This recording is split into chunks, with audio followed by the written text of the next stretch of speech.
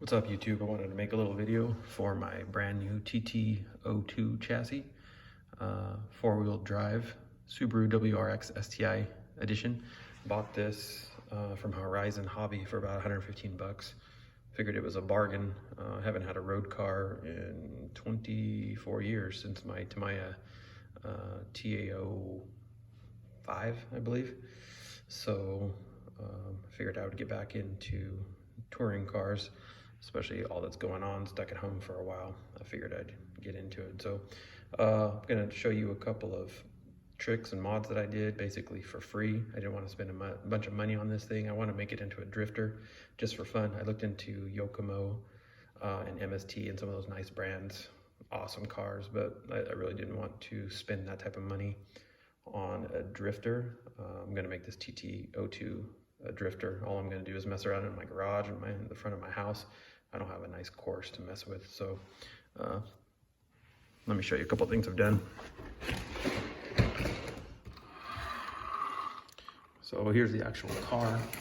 I didn't put the rear wing on it. I didn't like it at this point. I'm just gonna keep it as is. Man, it was nice. This thing took forever to put all these stickers, about 100 stickers or so.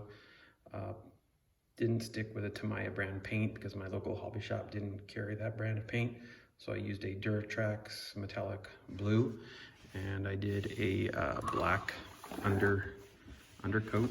I think it came out nice. Like I said, I was gonna make it a shelf queen because it took me so much time, but nah, this thing is too cool just to have sitting on the shelf. So let me show you what I did with the body. Like I said, I did an undercoat of black. I did use some magnets to hold down the body. I really didn't want to put any holes in this body. It's way too nice. I flipped it over a couple of times, so it's got some scratches, but that's what I've done to it just to keep it nice. So these are Walmart magnets for about $2.50. You can buy a pack of magnets, and I rigged it up on the chassis, which I will show you here in a second. So here is the actual chassis, and here are the magnets that I was talking about. I just got some really strong glue, glued these two magnets down, and put the body on top of it. As long as you don't hit anything or wreck, of course, the body doesn't go flying off. I did take a heat gun to some of these risers here to kind of give it a little swoop to hold on to the body, because that's where the back window starts to curve. So I've kept the stock electronics on it. I kept this, Tamiya TBLE02S. What they don't let you know, because I saw that it was LiPo compatible, and it means LiPo compatible, meaning the battery. It can hold a battery that's LiPo and work off a battery that's LiPo. I learned the hard way. Luckily, it didn't mess up my $50 Gens Ace battery. I'm running a 5,000 milliamp. Converted everything to Dean's plug and kept the stock motor. But I bought one of these little LiPo alarms off of eBay for $4. So I set it at, I think, 3.5 volts. So it tells me when the battery's getting too low. The first time I used this, I had fun playing with this thing for about half hour or so. And when I went to go plug the battery in, it was down at 2.8 volts each cell, which I almost fell over. I didn't want to smoke a $50 battery off of this, ESC. So anyway, this thing is well worth the $4 from eBay. Let's see. I did order a drive shaft for it. I think it was $7.50 from eBay delivered. I also got some shocks coming. I will say these friction shocks, they do the job when I'm just screwing around in my garage. They're okay for drifting. They have some decent response, but I do have some Tamiya mini CVA shocks on the way. I think those are about $21. So that should help the ride considerably. Again, I've been trying to do everything on the cheap. I don't want to spend a ton of money on this car for just screwing around in front of my driveway. A Dremel tool will be your best friend on this thing. I've been able to, it's not super clean, but I've gotten my Dremel and I dremeled off all the stop points on the steering. So this thing really has decent steering. As you can see, my wheel is almost touching the bumper there. Also, I have a super cheap servo on here. It was from my rock crawling days. I think it's a $4 or $5 servo off of eBay. For now, it's doing the job. I'll get a nicer one eventually. But as you can see, these tires are almost touching my bumper here. What I did to achieve that, again, I removed all these stoppers on both sides. Stock CVA. I might need some universal joints eventually to really give it some good steering radius. I had these turnbuckles laying around from an old car I used. Gave it a little bit more solid feel in the steering. Also, the steering linkage here, I used an old turnbuckle that I had. I shaved down these points here on the drive shaft, surrounding the drive shaft, and that's really able to make these clear that. See how far they go now, and I'm getting decent steering. I also put some washers underneath this screw here to elevate it a little bit more, or else this won't clear this little drive shaft area.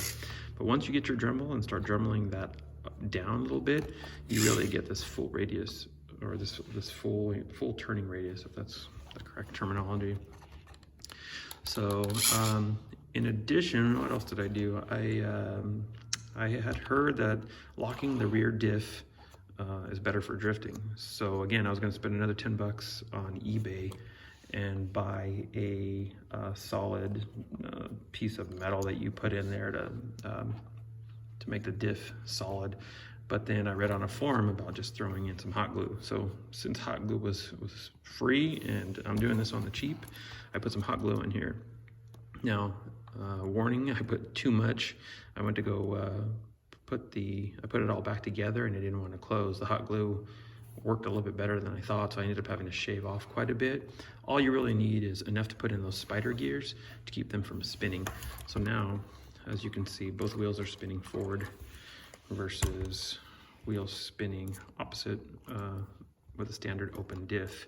This is how they're supposed to work. Now, the result of all this, they say that rear locked diff is better for drifting. As far as me in my garage and screwing around drifting, I feel like the open diffs were a little bit easier to control for me. I don't know, it could be that I just got used to those open diffs for a while. And once I got into the solid, I had to change my style of driving. So if I did it again, I'd probably just leave it alone. Like I said, I had more fun open. These tires that it came with, these Tamiya slicks, in my garage, they've been fun. The car slides just enough. This stock motor, I was shocked. I thought I was gonna have to move up to brushless right away to have any fun. And that's not true. This motor has been plenty. I've had a lot of fun with it, just like, again, just screwing around in my garage, pretending to be drift master on a budget. So I did take off the engine cover. I feel like the engine was getting too hot. Now it's got at least more room to dissipate that heat. So yeah, I got rid of that. Oh, I did do, as soon as I bought the kit, I bought ball bearings. I heard that was a must. I bought fast eddy ball bearings when I bought this kit. They were, like I said, 15 bucks or so it wasn't bad. I got the shocks coming in. I got my drive shaft. I don't know, I'm probably under, what, 30 bucks between this alarm, the shaft, the shocks. The shocks are the most expensive. They were not even that expensive, but they were about 22 bucks. So 22 and then 8, so that's 30, 34. Okay, so I'm up to 40. I lied. So maybe 40 bucks along with the stock kit. But yeah, it's been fun. I recommend it. It's nothing too serious. Again, you're not going to keep up, I'm guessing, with the MST or Yokomo guys, but I also don't have a track like that, so it doesn't really matter to me. But yeah, I'll probably make some more videos and show you the progress. FedEx should be coming today with my shocks and that drive shaft, and put those together and see what happens. Like I said, plenty of fun. I recommend it. Like I said, for 100 and what, I'm at what, 150 for everything, just having some fun. Let me know what you think, and let me know what I should be doing different. Like I said, I wanted to be a drifter. I haven't messed with camber caster. There's not a ton of options for this. I know I can buy some different wheel hubs to give me a different degree of pitch, get the wheels facing in, giving me better turning radius, so forth. But again, I'm just an everyday RCer screwing around in my garage. But if you have anything easy and cheap that I can do to change this and make it that much funner, I'd appreciate it. If not, hope you appreciated some of my tips and tricks. At the end of the day, I just love how this thing looks. It's a nice car, nice and low, and I'll see you next time. Thanks, bye.